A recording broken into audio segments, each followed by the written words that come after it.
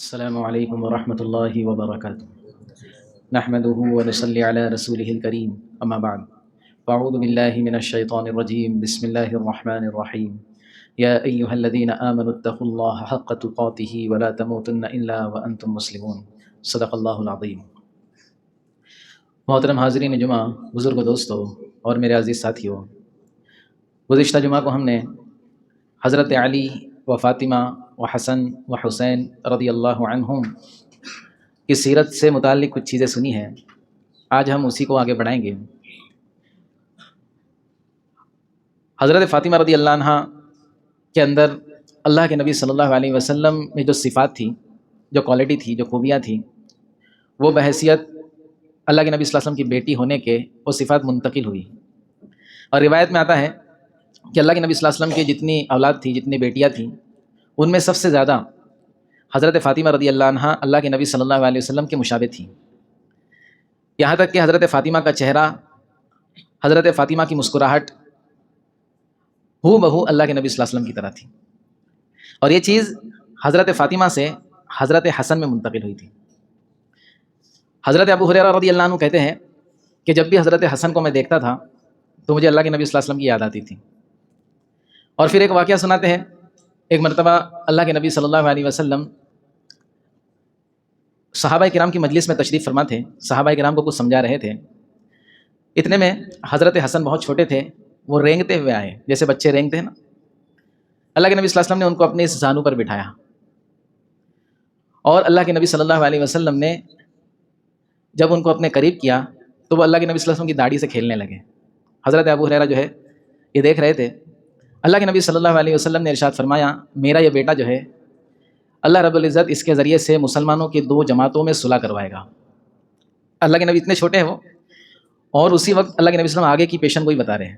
وہ کیا پیشن گوئی تھی انشاءاللہ اس کے موقع پر میں بتاؤں گا۔ اللہ کے نبی نے ان کے متعلق ایک خوشخبری دی کہ میرا بیٹا جو ہے نا، اس کے ذریعے اللہ رب العزت مسلمانوں کے دو گروہوں کو، دو جماعتوں کو آپس میں لڑنے سے بچائے گا، ان کے درمیان صلح ہوگی۔ پھر اللہ کے نبی صلی اللہ علیہ وسلم نے اسی طرح کا ایک واقعہ ہے، اس میں اللہ کے نبی صلی اللہ علیہ وسلم کی داڑھی مبارک سے حضرت حسن کھیل رہے تھے۔ آپ صلی اللہ علیہ وسلم ان کے چہرے پر اپنی ناک لگا رہے تھے اور کہہ رہے تھے، اللہ یہ حسن سے مجھے محبت ہے، تو بھی اس سے محبت کر۔ کیا فرما رہے تھے؟ 3 مرتبہ فرمایا، اے اللہ یہ حسن ہے، اس سے مجھے محبت ہے، اے اللہ تو بھی اس سے محبت کر۔ تو روایت میں آتا ہے کہ حضرت حسن کو اتنا قرب اللہ کے نبی صلی اللہ علیہ وسلم سے ملا، اتنی نزدیکی ملی، اتنی محبت ملی، اور جیسے حضرت فاطمہ اللہ کے نبی صلی اللہ علیہ وسلم کے بالکل مشابہ تھی، حضرت حسن بھی ہو بہو اللہ کے نبی صلی اللہ علیہ وسلم کے چہرے کی طرح تھے۔ یعنی جس طرح اللہ کے نبی صلی اللہ علیہ وسلم جوانی میں دکھتے ہوں گے، حضرت حسن بھی جوانی میں اس طرح دکھتے تھے، تھوڑے فرق کے ساتھ، الا ماشاءاللہ۔ بہرحال اب جو ہے صرف ظاہری بناوٹ کے اعتبار سے یہ خوبیاں حضرت حسن میں نہیں تھی، بلکہ اندرونی جو کوالٹی ہوتی ہے، جو اللہ کے نبی صلی اللہ علیہ وسلم کے اخلاق تھے، اعمال تھے، سخاوت تھی، اس کا بھی ایک بہت بڑا حصہ حضرت حسن کو ملا تھا۔ تو اسی سے متعلق آج ہم ایک واقعہ سنیں گے۔ اچھا، دوسری بات، حضرت حسن رضی اللہ عنہ عبادت کے اعتبار سے بھی بہت اونچے لیول پر تھے۔ روایت میں آتا ہے، حضرت ابن عباس رضی اللہ عنہ کہتے ہیں، حضرت ابن عباس کوئی معمولی صحابی نہیں ہے، امام التفسیر ہے۔ آج جتنی بھی تفاسیر لکھی جا رہی ہے، ان کے زمانے کے بعد سے قیامت تک جتنی تفاسیر لکھی جائیں گی، اس میں حضرت ابن عباس کا جو ہے بہت بڑا حصہ ہے، کیونکہ انہوں نے جو ہے اس زمانے کے اندر قرآن کے علم کو سب سے زیادہ حاصل کیا ہے۔ حضرت ابن عباس کہتے ہیں کہ میں نے بھی بہت سارے اعمال کیے، تحدیث نعمت کے طور پر کہتے ہیں، لیکن حسن ایک چیز میں میرے سے بہت آگے چلا گیا۔ حسن نے جوانی میں اپنی عمر کے اندر مدینہ سے مکہ تک کے لیے 25 مرتبہ پیدل سفر کر کے حج کیا ہے۔ کتنی مرتبہ؟ پیدل حج کیا ہے 25 دفعہ۔ حضرت حسن کے بارے میں آتا ہے۔ تو عبادت کے اعتبار سے بھی حضرت حسن بہت آگے تھے، اور سخاوت کے متعلق واقعے سے آپ کو سمجھ میں آئے گا۔ ایک مرتبہ حضرت حسن، حضرت حسین اور حضرت عبداللہ ابن جعفر، یہ ان کے چچا زاد بھائی ہیں، یہ تینوں حضرات سفر کے ارادے سے نکلے حج کے لیے۔ اب حج کے لیے نکلے، جو سامان سفر وغیرہ ان کے ساتھ تھا، بعض روایت میں آتا ہے وہ ختم ہو گیا، اور بعض روایت میں آتا ہے کہ وہ گم گیا یا چوری ہو گیا۔ بہرحال تو یہ تینوں حضرات دوران سفر ایک سنسان علاقے میں ان کو ایک جھوپڑی نظر آئی، تو وہاں پر اس غرض سے، کیونکہ پچھلے زمانوں کے اندر جب اتنی دنیا پھیلی ہوئی نہیں تھی اور عجیب زمانہ تھا وہ، اس کے اندر لوگ مہمان نوازی کرتے تھے، چاہے وہ غیر ہو چاہے اپنے ہو، کوئی مسافر نظر آیا تو اس کی مہمان نوازی ہوتی تھی۔ تو یہ تینوں حضرات اس جھوپڑی کی طرف گئے کہ ہمارا سامان سفر ختم ہو گیا ہے۔ تو جا کر کے دیکھا تو اس جھوپڑی میں جو ہے بہت برا حال تھا، بہت غریبی تھی وہاں پر بھی، اور ایک بڑھیا تھی، بہت بوڑھی عورت تھی، اس کے علاوہ گھر میں کوئی بھی نہیں تھا۔ ان حضرات نے سلام کیا، اس بڑھیا نے سلام کا جواب دیا، کہنے لگے اماں جان ہم لوگ سفر پہ نکلے ہیں, ہمارے ساتھ ایسا ایسا مسئلہ پیش آیا ہے, تو کیا ہمیں پانی پینے کو ملے گا؟ تو بڑھیا نے جو ہے پانی خدمت میں پیش کیا. بڑھیا کو نہیں معلوم یہ کون لوگ ہیں. پھر وہ بھوکے بھی تھے تو کہا کچھ کھانے کے لیے ملے گا؟ بولے دیکھو وہ بکری ہے, ایک ہی بکری ہے میرے پاس, اس کا دودھ دہو لو اور پی لو. پھر پوچھا کھانے کے لیے کچھ؟ تو بڑھیا بھی بڑی سخی تھی, حالانکہ جیب میں کچھ نہیں تھا لیکن غیب پر یقین تھا. بعض لوگ ایسے ہوتے جیب میں کچھ نہیں ہوتا لیکن غیب پر یقین ہوتا ہے. بعض لوگوں کے جیب بھرے ہوئے رہتے ہیں لیکن غیب پر یقین نہیں ہوتا. اس بڑھیا نے کہا اس بکری کو ذبح کرو, میں سالن بنا کے دیتی ہوں. اس بکری کو ذبح کر لیا انہوں نے, اور تینوں حضرات نے وہ کھایا اور اس بڑھیا نے بھی کھائی. اب بڑھیا کو فکر یہ ہوئی کہ میرا شوہر جو کسی کام سے باہر گیا وہ آئے گا تو اس کو کیا جواب دوں گی, لیکن اس نے اللہ کے بھروسے پر وہ کام کر لیا. شوہر, اس بڑھیا کا جو شوہر تھا بوڑھا تھا, وہ آیا. یہ تو حضرات نکل گئے اپنے سفر پر, بات ختم ہو گئی, وہ چلے گئے. بڑھیا کا شوہر آیا, کہنے لگا بکری کہاں گئی اپنی؟ وہ ایک ہی بکری تھی جس پر ہمارا گزر ہوتا تھا. تو اس نے کہا کہ 3 مسافر تھے, نوجوان تھے, چہرے سے بہت اچھے اور بھلے معلوم ہو رہے تھے, میں نے ان کو کھلا دی. تو اس بوڑھے نے تھوڑی دیر کڑکڑ کیا اور پھر چپ بیٹھ گیا. وہ بات ختم ہو گئی. وہ حضرات سفر پہ حج کے لیے چلے گئے, حج ہو گیا, اپنے مقام پر آ گئے, سالوں گزر گئے. اب چونکہ وہ بوڑھا بوڑھی بہت غریب تھے, دیہات میں رہتے تھے بالکل جنگل بیابان میں, اور وہاں پر کوئی ذریعہ نہیں تھا ان کو, تو دونوں نے مشورہ کیا کہ ہم مدینہ کی طرف چلتے ہیں, وہاں پر کچھ کاروبار کریں گے, کچھ کام کاج کریں گے اور وہاں پر گزر بسر کریں گے. تو یہ بوڑھا اور بوڑھی جو ہے مدینہ میں آ کر کیا کاروبار کرنے لگے, کیا کام کاج کرنے لگے. یہ بکریوں کی مینگنیاں جمع کرتے تھے. بکری جو مینگنی کرتی ہے اس کو جمع کرتے تھے, اس کا اس وقت کچھ کام ہوتا ہوگا. تو ایک مرتبہ وہ بوڑھی عورت روڈ پہ سے, رستے پہ سے بکری کی مینگنیاں جمع کر رہی تھی. تو وہ مل گئی حضرت حسن کو, دیکھتے ہی پہچان لیا, تو وہی بوڑھی ہے جس نے ہماری مدد کی تھی. فوراً جو ہے اس بڑھیا کو کہا, سلام کیا, کہنے لگے آپ نے ہم کو پہچانا؟ وہ بیچاری پہلے بوڑھی تھی, نظریں بھی کمزور ہوں گی. اس نے کہا میں نے نہیں پہچانا. تو کہا کہ ہم ایک مرتبہ آپ کے گھر پہ آئے تھے, ہم جو ہے حج کے لیے جا رہے تھے, آپ نے ہم کو بکری کھلائی تھی. تو بڑھیا کو یاد ہے, ہاں ہاں یاد آیا, کیسے بیٹا, اچھے, ہمارے ساتھ گھر پہ چلیے. وہ بڑھیا چلی گئی گھر پہ. حضرت حسن رضی اللہ عنہ نے اس بڑھیا کو کیا دیا ہوگا؟ حضرت حسن رضی اللہ عنہ نے اپنے غلام کو حکم دیا کہ مارکیٹ سے 1000 بکریاں خرید کے لاؤ. کتنی بکریاں؟ 1000 بکریاں. اور اس بڑھیا کے حوالے کر دیا ہے, اور 1000 درہم اس کو دیے. 1000 درہم دیے. 200 درہم کا مطلب ہوتا ہے 52.5 تولہ چاندی.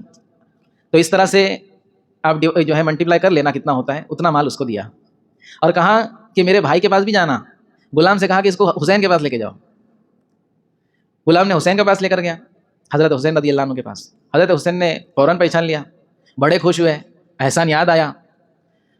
کہنے لگے بھائی نے کیا دیا؟ بولے 1000 بکریاں دی ہیں. غلام سے کہا اس کو اور 1000 بکریاں دے دو.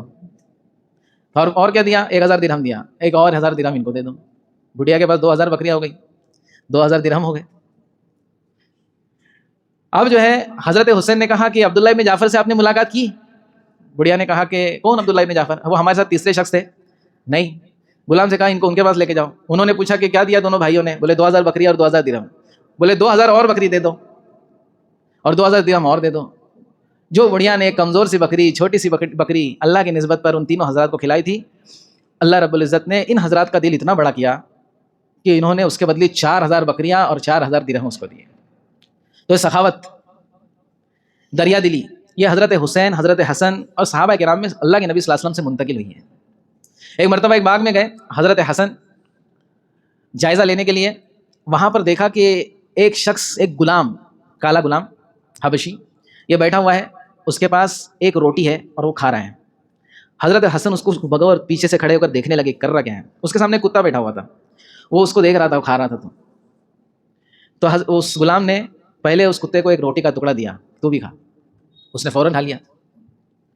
پھر غلام نے سوچا کہ اور تھوڑا اس کو دیتا ہوں, تو آدھی روٹی تقریباً اس کو دے دیا. اب آدھی کھانے لگا تو کتے نے تو فوراً کھا لیا. وہ اب سوچا کیا کروں, کھاؤ گے اس کو ہی دے دوں, تو اس غلام نے پوری اس کو دے دیا.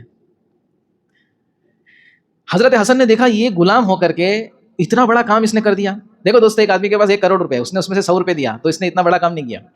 ایک آدمی کے پاس 200 روپے, اس میں سے اس نے 100 روپے دیا, یہ بہت بڑا کام ہے. پرسنٹیج کے اعتبار سے دیکھے تو 50% دے دیا اس نے. تو حضرت حسن کو بڑا تعجب ہوا کہ یہ کیسا بندہ ہے. اس سے پوچھا تم غلام ہو؟ ہاں میں غلام ہوں.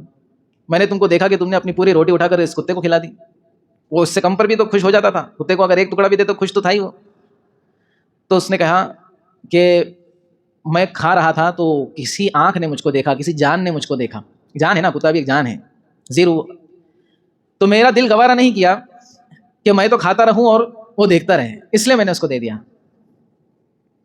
تو حضرت حسن کو اس کی ادا اتنی پسند آئی, کہنے لگے تمہارا مالک کون ہے؟ تو اس نے کہا کہ فلاں فلاں صحابی ہیں. تو حضرت حسن فوراً اس کے پاس گئے اور کہنے لگے کیا تم اس غلام کو فروخت کرتے ہو, بیچتے ہو؟ تو اس نے کہا کہ حضرت آپ کو فروخت کروں, آپ کے لیے ہبہ ہے, ہدیہ ہے. بولے نہیں, بغیر قیمت کے نہیں لوں گا میں.